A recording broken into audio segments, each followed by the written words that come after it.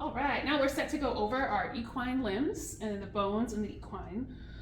They start out very similar to our cat and dog, but once we get to the bottom, they get to be a little bit different. And we know that the horse folks like to name things twice, so we have some extra names.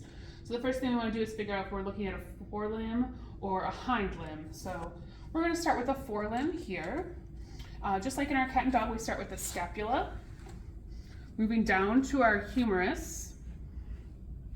And then we have our two bones in our arm that make up the forearm. And the first one here is the radius. It's going to be the longer, bigger one.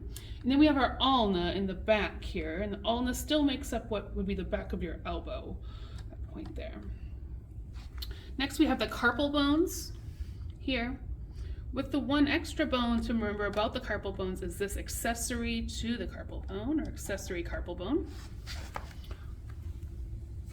Then this is where things get a little more interesting in our equine limb. So everything from here up was all the same, but from here down, we start naming things a little bit different. We have anatomic names and common names for these bones.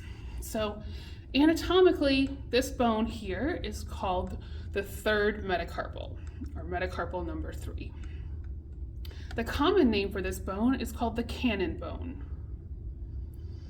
And then behind the cannon bone, we have two smaller bones, and these are metacarpals number 2 and 4.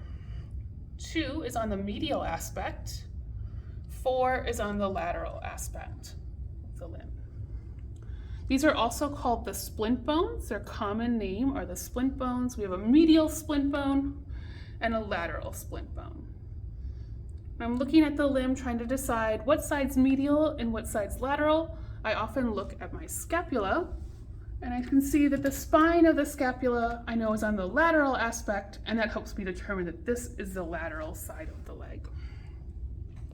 Moving our way down, we have two bones back here. These are the proximal sesamoid bones. Those only have the one anatomical name. Next, we're down into the digit here, or what bones that would make up your finger. The first one, the anatomical name for this, is the proximal phalanx. Its common name is the long pastern. Next, we have the middle phalanx, which is also known as the short pastern, its common name. And then the distal phalanx, its common name is the coffin bone. The last little bone you need to know in the horse limb in the front here is the distal sesamoid bone, and its common name is the navicular bone.